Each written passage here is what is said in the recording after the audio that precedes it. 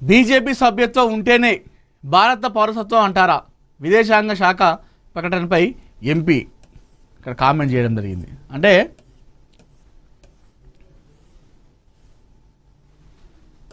BJP యొక్క సభ్యత్వం ఉంటేనే భారత పౌరుల, బీజేపీ సభ్యత్వం లేని వాళ్ళు అంటే ఇతర పార్టీలు ఉన్నవాళ్ళు భారత పౌరులు కారా అన్నటువంటి ఉద్దేశంతో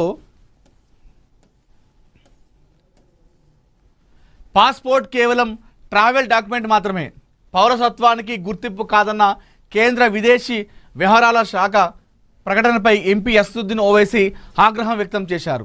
ఇప్పుడు పాస్పోర్టుని పౌరసత్వానికి గుర్తింపు కాదన్నారు. రేపు బీజేపీ సభ్యత్వం ఉన్న వాళ్ళకే భారత పౌరసత్వం అని అంటారు. త్వరలో జరగబోయేది ఇదే అని తీవ్ర స్థాయిలో విమర్శలు గుప్పించారు. కేంద్రంలోని బీజేపీ ప్రభుత్వం ఇష్టారాజ్యంగా పాలన సాగిస్తుందని ఆగ్రహం వ్యక్తం చేశారు. కేంద్రం నిర్ణయాలతో సామాన్య ప్రజలు తీవ్ర ఇబ్బందులు పడుతున్నారని ఆయన ఆవేదన వ్యక్తం చేశారు. బర్త్ సర్టిఫికేట్ కాదు, ఆధార్ కార్డు కాదు, ఇలా అన్నింటికీ ఏదో ఒక కారణం చెప్పి పని చేయదంటే భారత పౌరులమని గుర్తింపు కోసం ఏం చూపించాలని కేంద్రాన్ని నిలదీశారు. తాను చేసిందే చట్టం, చెప్పిందే వేదం అన్నట్టుగా మోడీ ప్రభుత్వం నిరంకుశంగా వ్యవహరించడం దుర్మార్గమని, ఇది దేశ ప్రజలను ఇబ్బందులు గురి చేస్తుందని అన్నారు. ఈ విషయంలో కేంద్రంపై ఎంఐఎం పోరాడుతుందని, భారత పౌరులని నిరూపించేందుకు ఏ డాక్యుమెంట్ చూపించాలో చెప్పాల్సిన బాధ్యత కేంద్రంపై ఉందన్నారు. 14వ పాస్పోర్ట్ సేవా దివస్ సందర్భంగా కేంద్ర విదేశీ వ్యవహారాల మంత్రిత్వ శాఖ పాస్పోర్ట్ పౌరసత్వం గుర్తింపుపై కీలక వ్యాఖ్యలు చేసింది. పాస్పోర్ట్ కేవలం ట్రావెలింగ్ డాక్యుమెంట్ మాత్రమే, పౌరసత్వానికి అది గుర్తింపు కాదని ప్రకటించింది. 1967 పాస్పోర్ట్ చట్టంలోని సెక్షన్ 20 ప్రకారం ప్రజా ప్రయోజనాల దృష్ట్యా అవసరమైతే కేంద్ర ప్రభుత్వం భారత పౌరుడు కాని వ్యక్తికి పాస్పోర్ట్ లేదా ప్రత్యేక ప్రయాణ పత్రాన్ని జారీ చేయొచ్చు. ఈ నిబంధననే పాస్పోర్ట్ను పౌరసత్వానికి సంపూర్ణ తుది గుర్తింపుగా పరిగణించలేమని సూచిస్తుందని క్లారిటీ ఇచ్చింది. దీంతో దేశ పౌరులలో గందరగోళం, ఆందోళన రేకెత్తించిందన్నటువంటి విషయాన్ని కూడా మనం చూసుకోవచ్చు.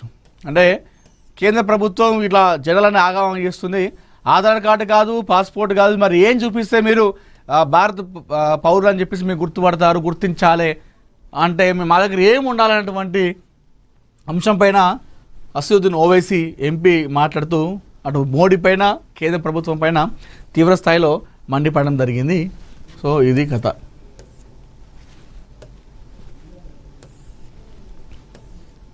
భద్రగిరికి నవశోభ అని చెప్పేసి చూడొచ్చు ఇక్కడ వార్తా టాప్ న్యూస్లో. 351 కోట్లతో అభివృద్ధి, 27 నుండి పనులకు శ్రీకారం అంటూ కూడా మనం ఇక్కడ వార్త చూసుకోవచ్చు.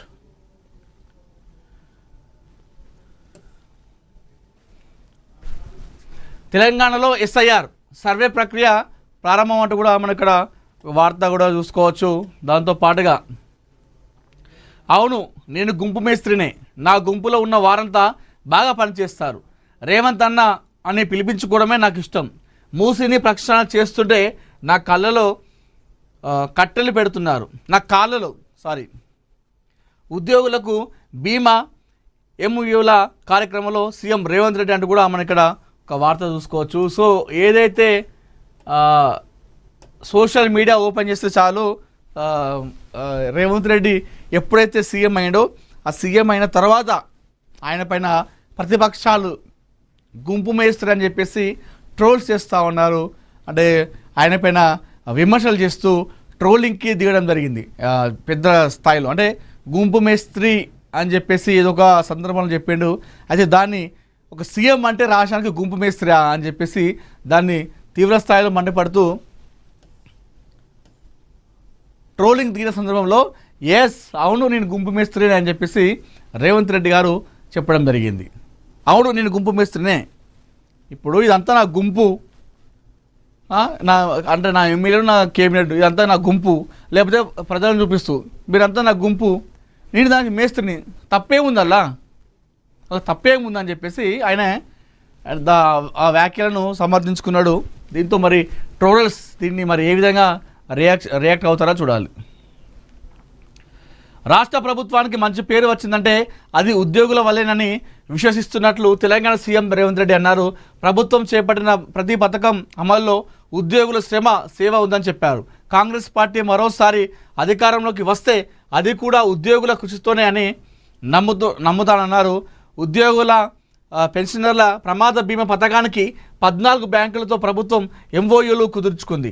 హైదరాబాద్ రవీంద్ర భారతిలో సీఎం రేవంత్ రెడ్డి సమక్షంలో ఈ కార్యక్రమం జరిగింది. ఈ సందర్భంగా సీఎం మాట్లాడారు. నేను గుంపు మేస్త్రిని, అలా అన్నందుకు చాలామంది అవహేళన చేశారు. అందరూ హేళన చేసినా బాధపడను. ఈ గుంపంతా నాదే. నా గుంపులో ఉన్న వారంతా బాగా పనిచేస్తుంటారు. కొందరు మేము దుర్లభమని గడియలు ఉన్నాయని గొప్పగా చెప్పుకుంటారు. నాకు మాత్రం రేవంత్ అన్న అని పిలిపించుకోవడమే ఇష్టం ప్రేమే ఉంటేనే సీఎంను కూడా అన్న అని పిలుస్తారు. మూసిని ప్రక్షాళన చేస్తుంటే నా కాళ్ళల్లో కట్టెనే పెడుతున్నారు. మెట్రోను విస్తరిద్దామని ప్రయత్నిస్తుంటే అడ్డుకుంటున్నారు. మూసి నదిని బాగు చేస్తే బాగుపడేది ఎవరు? మెట్రోను విస్తరిస్తే ఉపయోగం ఎవరికి? ఫామ్ హౌస్లో ఉన్న వాళ్ళకు మూసి మెట్రోతో పని లేదేమో, కానీ పేదలకు అవసరమని రేవంత్ రెడ్డి చెప్పడం జరిగింది. సో మరి ఇది నేను ఏ అభివృద్ధి చేద్దామని చెప్పేసినా కూడా, అంటే రాష్ట్రాన్ని ఒక సక్రమైనటువంటి గాడిలో పెట్టి రాష్ట్రాన్ని ముందుకు తీసుకుపోదామంటే నా కాళ్ళలో కట్టబెడుతున్నారు, అభివృద్ధి కాకుండా చూస్తూ ఉన్నారు అని చెప్పేసి అటు బీఆర్ఎస్ ఇటు బీజేపీ పైన ఆయన విమర్శలు చేయడం జరిగింది. ఏది చేద్దామన్నా కూడా అడ్డంకులు పెడతా ఉన్నారు.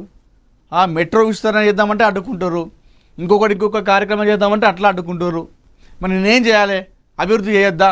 నన్ను నమ్ముకొని ఎంతోమంది ప్రజలు మాకు పట్టం కట్టారు, మాకు అధికారాన్ని వచ్చేలా చేసారు.